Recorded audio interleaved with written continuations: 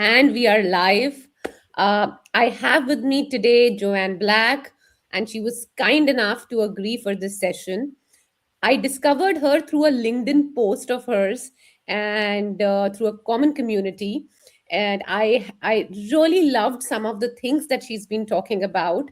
And I had to persuade her to come to this live to talk about those important things because I really feel that our audience can benefit from those.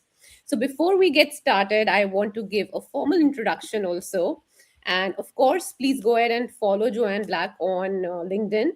So she's a referral sales strategist, and we will talk a lot about referral sales today in this live.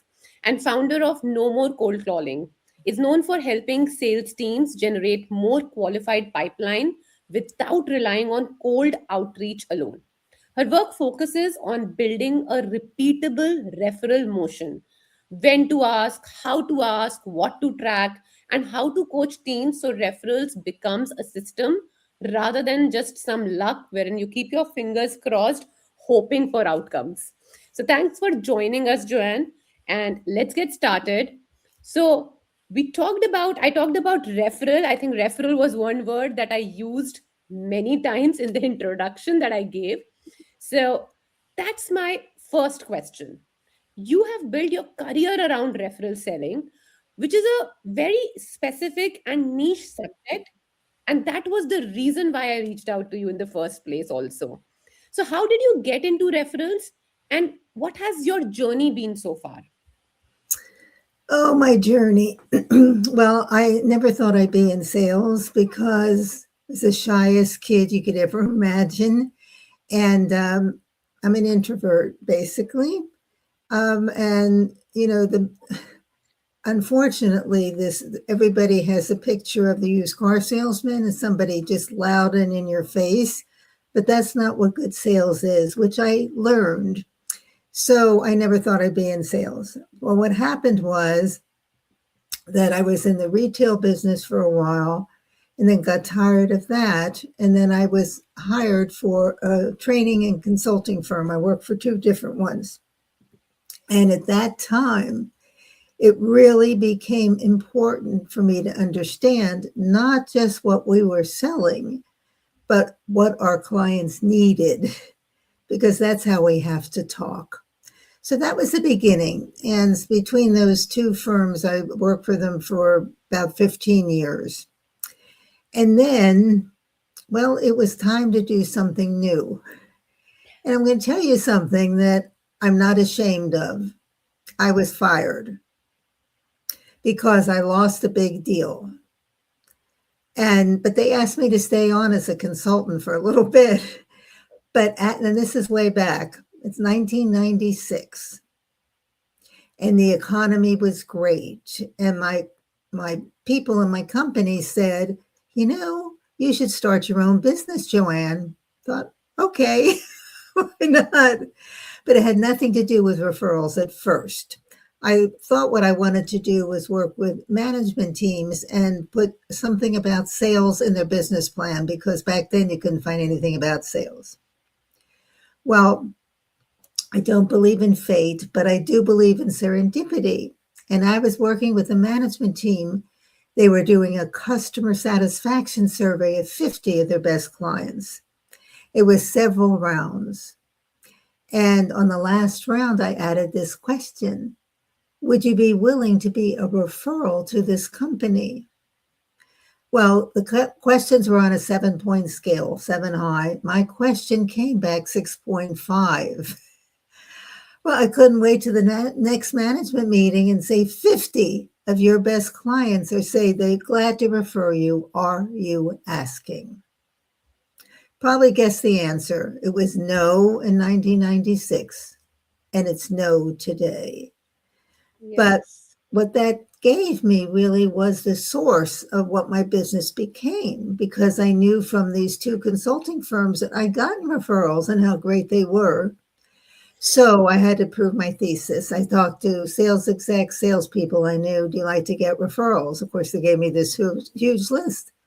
Then I said, that's great, but do you have a referral system with a strategy, Mhm. metrics, skills, and accountability for results?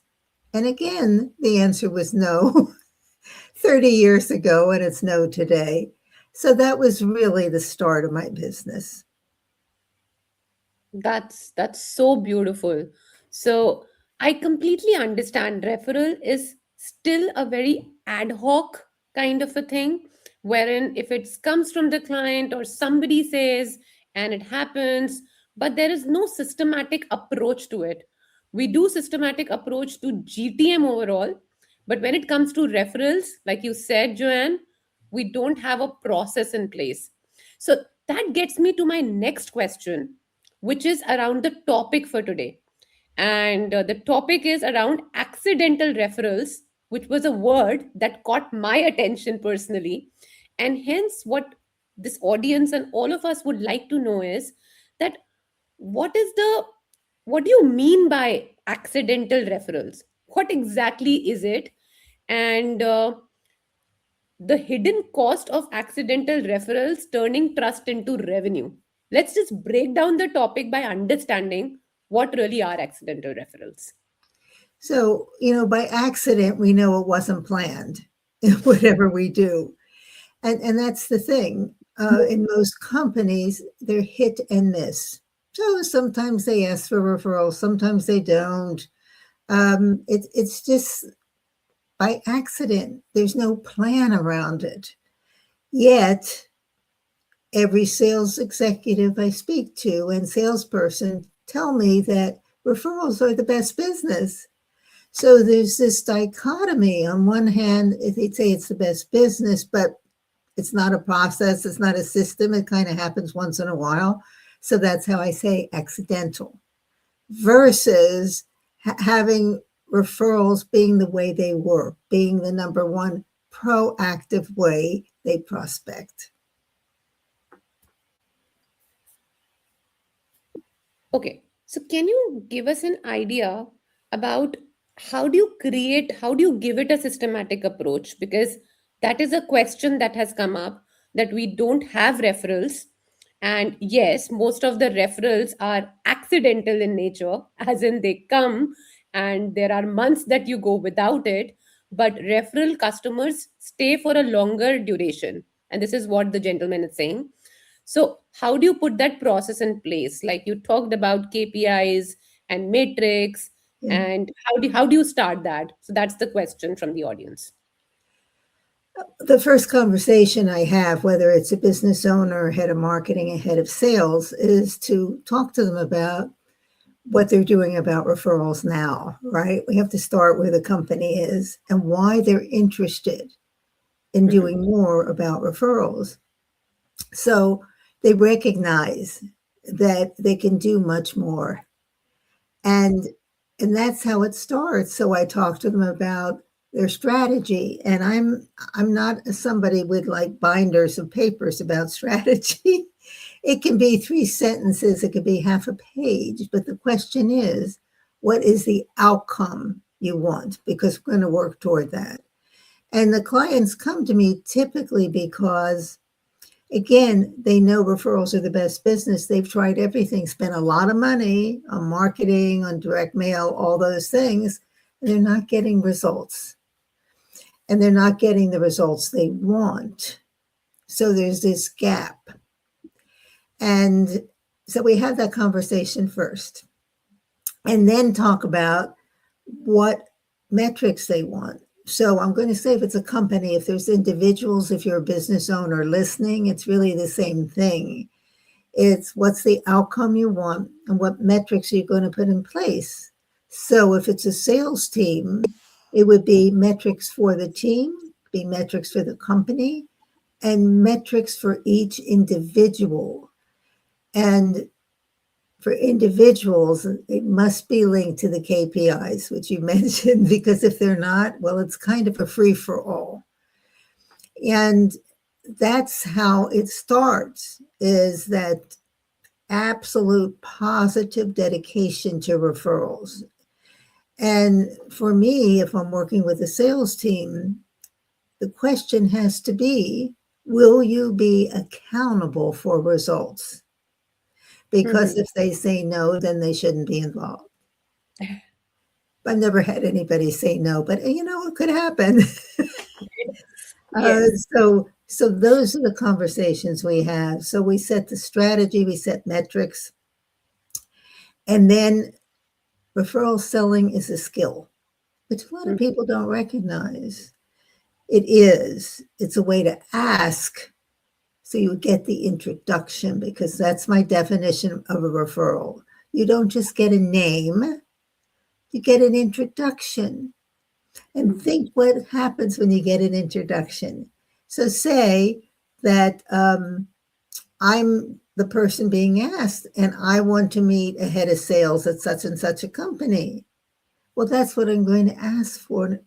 And I'm going to ask that person to introduce me because they've told me about the person. So here's what people miss out on a lot of times. Oh, goodness.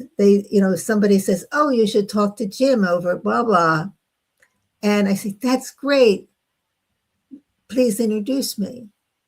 Well, Hmm. we've missed a big part of what we should be finding out. Wow. Because if this person knows Jim, she knows a lot about Jim, and I want to find out. I want to find out what's Jim like, what's important to him. Why do you think he'd want to talk to me? What's going on in the company? What does he try to, whatever it is. But I definitely want to find out about his personality. Hmm. Most people don't do that. You know, they ask for the introduction. They're so excited to get it, of course, but say, take a step back and ask about the person that you're going to meet, because that gives you a preview of what the conversation should be like. So, in one example years ago, when I asked what the person was like, what he said is if you do a proposal, he's going to the back and want to know how much it costs. So, when I talked to them, that's the first thing I talked about. Yes. Yeah. So, that's, That that's really how it works. That's a very interesting insight because this has happened a lot of times in fundraising as well, wherein you meet somebody in an event, they tell you, "Hey, I know this VC, let me introduce you." And you immediately jump to the thing, "Oh, wow, I get a meeting with a VC, now I'm going to get funded." But you don't ask the right questions. Are they interested in this kind of a company? What made you think that this is a good introduction? This is a referral that needs to happen. So I think a very interesting point that Joanne mentioned on asking about the person that you're interested to meet.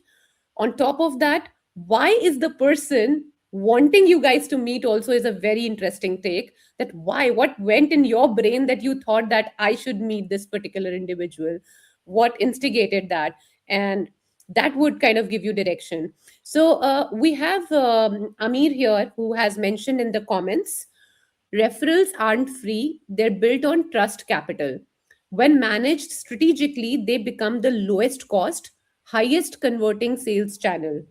And then there is a question by another person who says, should referrals be handled by the sales team or should there be a separate team handling referrals? Would you So, would you repeat that last question a little slower, please? Thank sure, you.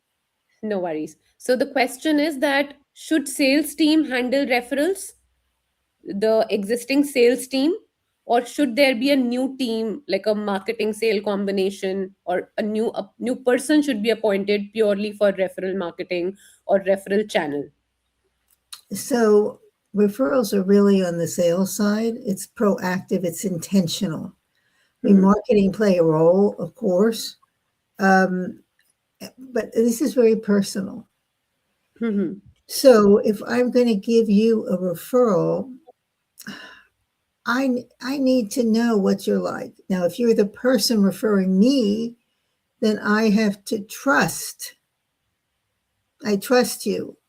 And so what happens with something with my hands here, but so you're referring me to somebody you know, this person over here, and that person trusts you and you trust her. So Hmm. when you introduce me to your contact, the trust you contact has for you transfers to me. Yes. And that's exactly what happens with a referral. So you arrive with trust already earned. And this supersedes any kind of selling we can do. We're not going to get trust by a cold email, by Mhm. cold calling, any of that. We get trust Yeah. immediately with a referral. And they tell you the truth because the trust is there. So if it turns out they're not the right person, many times they've just offered to introduce me. I didn't have to ask to somebody who could help because we've got that connection. Yes. So I think that answers your question, that that connection is more important. If you have an absolutely new person in the company looking at referrals, it will not work because the person in the company bringing in the referral has that trust. So in case you want to pass it on for the first meeting, the first introductory meeting, the person who has the trust needs to take that meeting and then transfer it to any individual. Is it sales, marketing, or anyone who's leading the piece? You can then transfer on that trust. So that's what Joanne is saying. The first lead. So I think the answer is that everyone in the company probably should be contributing to referrals, and then passing on to the sales team if it is not the sales team which has earned that referral. So if it's the founder or head of marketing who are getting that referral in, there should be a mechanism in place within the company to pass it on to the sales team so that they can make things happen. So Joanne, on that I have a question. How does the chain of trust pass, or do you think it somewhere dilutes along the way? So I'll give you an example. My company's head of marketing at an event got a referral for a contact whom the sales team is trying to reach.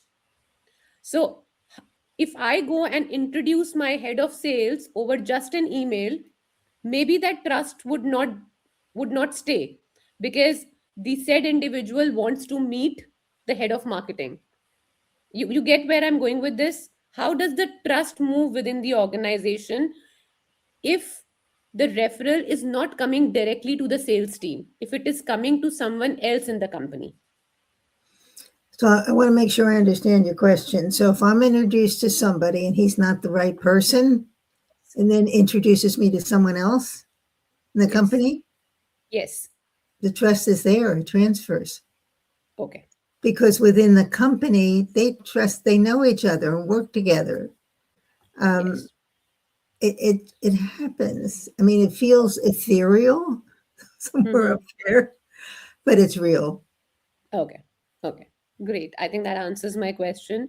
There is another question in the audience which says, how do you look for referrals without sounding pushy?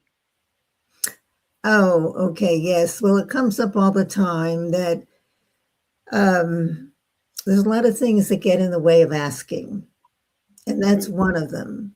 People have said to me, it feels pushy, it's in your face, it's arrogant. I'm not that type of person.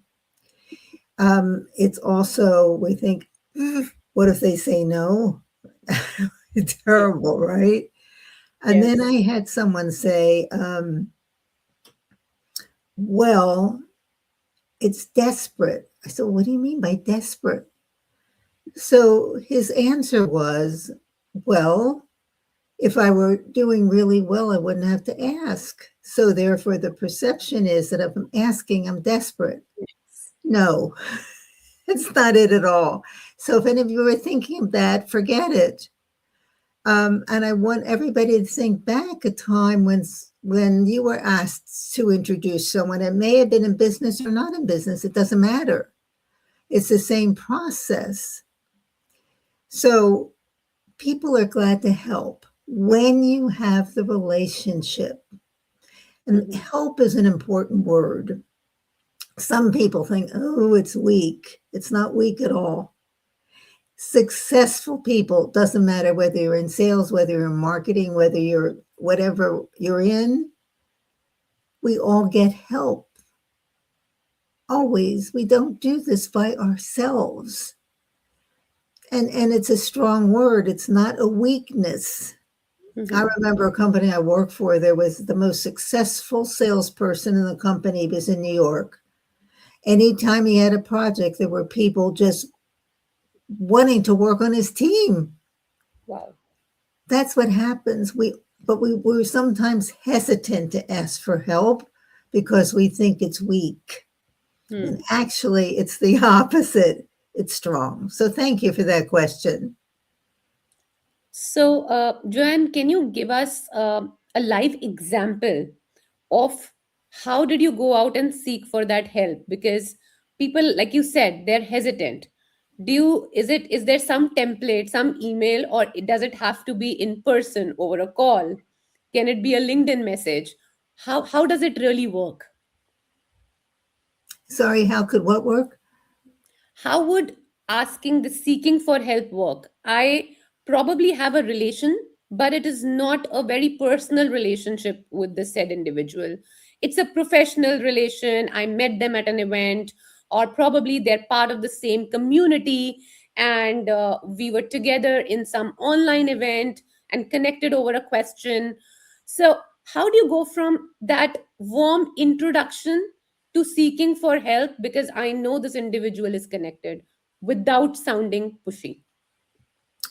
In that situation, if I were in that situation, I want to talk to the person first about themselves, right? I want to learn more. Like, what are you doing? What are you doing in work? What's going on? How long have you been there? Are you excited about the work you do? What problems or issues is your company facing? Just getting that, and then get on a personal side. You know, here it would be topic of conversation is, do you play pickleball? Everybody does.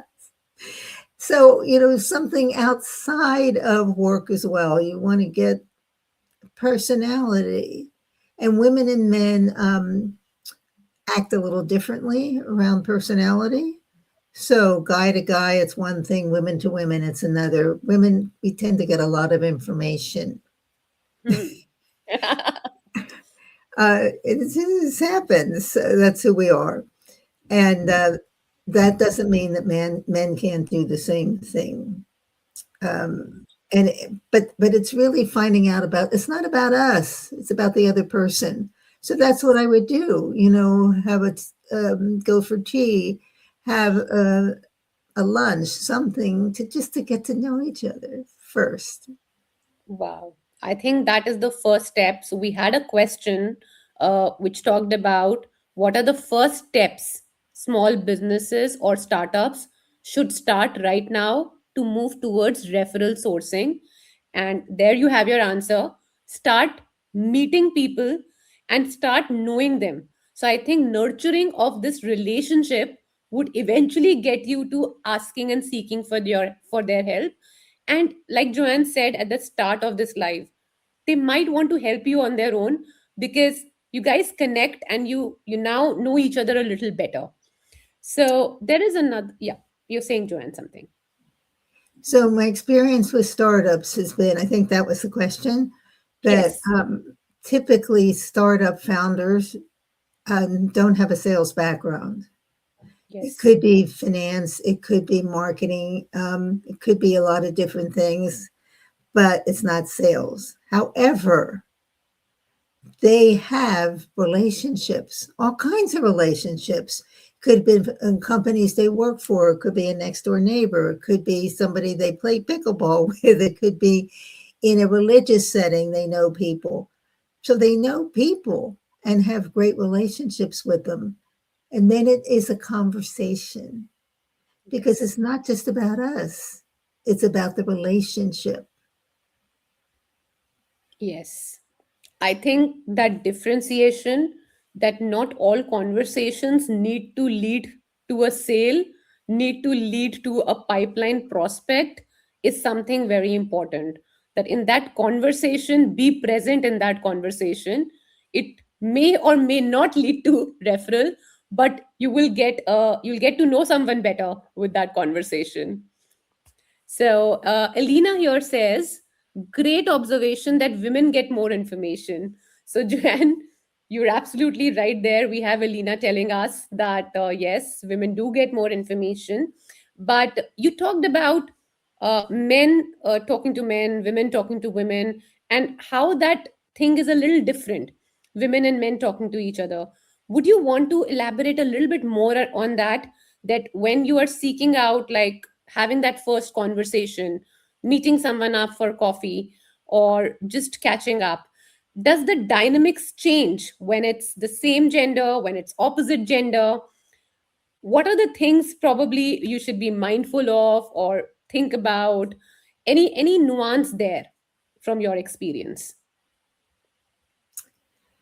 You know, people like to talk about themselves, and that's why asking a lot of open ended questions. I have this array of them starting with the W, where people can't answer no. So, Okay. who, when, Mhm. what, Mhm. even how? It's okay, that's not a W word. But if you don't want to if you want to have an open question, Mhm. start with a W word. You could say something like, I'm curious, when did you start with this company? Wow. What's going on in the company? What are you learning? What are you finding? Something so they can't answer yes or no because unless you want a yes or no answer. Once in a Yes. while we do, but it's rare.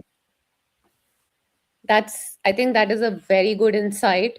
So, to everyone, I had two, three questions just asking about how do I start that conversation? What do I talk about? So, there you have your answer. Start with the W's and have open ended questions. Let them talk more. So, leave your questions open ended and don't close them off. That gets me to my another question, which probably would be the second last one because I have one more. What does it take to develop a referral culture within the company, within the organization? What does it take to what? Sorry. To develop a referral culture within the company, a culture to refer. Well, that's a hard one to answer, I think, because it depends on the individual. Mhm. You see, the thing about referrals is, and there's a difference between a referral, a recommendation, right? Mhm. So, a Yeah. recommendation is what we get on LinkedIn, um, and a referral is active. Yes. But I'll tell you when it doesn't work. I Mhm. have gotten people writing to me in LinkedIn. I see you're connected to George and wanted to know how you knew him because I'm doing whatever he talks about himself. And you know what? Just because we're connected on LinkedIn doesn't mean we know each other, right? But people do this all the time. You know, it's all digital. Human beings, we're not digital. We have Yes. a huge opportunity with AI to discover content that we never had access to, never even knew about. It's a new way of talking.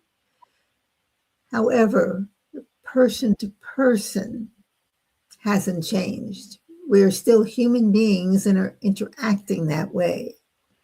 And that's what we have to remember. We're not robots yet. We're not. Yet.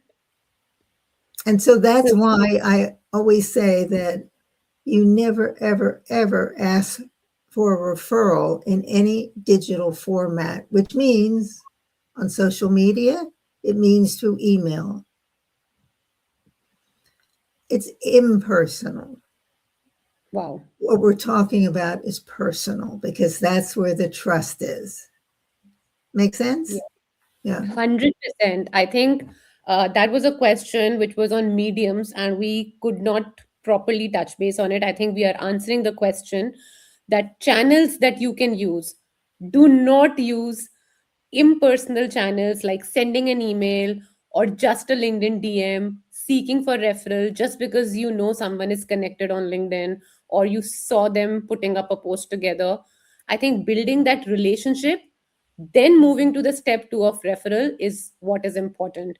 So that was a very clear and crisp insight, Joanne. Thank you so much. I would end this session. We are already on time. But my last question is, what is the most common myth around referral myth that you would want to bust for all of us? One last piece of advice on referrals or asking for referrals that you want to leave us with. Well, I'm going back to W words. So if we're talking, remember it's who. Who or one or people you know I should meet. I mean, it's just like that. But of course, that's not happening in a vacuum. You know, you have the relationship. I don't know if that answered your question. Yes, yes, it did. So basically, focus on the who is most important, and don't feel shy. May I add that? Does that make sense? Yeah, so I have something I say quite frequently because, you know, we all love to talk about ourselves. Hmm. But yes, guess what? No one cares. So, you know, when we're in business and somebody says, "What do you do?" We can go on for 5 minutes telling people what we do. No one cares. They just care about what we do for them. So I say, flip the script. Give an example of a problem you solve because that's the emotional piece. And this Hmm. old saying in sales that people buy with emotion and justify with fact. Yes, I think that's a great quote to end this session with, that people buy with emotion and justify with facts. And don't talk about so much about yourself. No one cares. Listen to what the other person has to say. So, two really great insights for us at the end of this conversation. Thank you so much, Joanne. We had so many people ask questions. It was a great interactive sessions.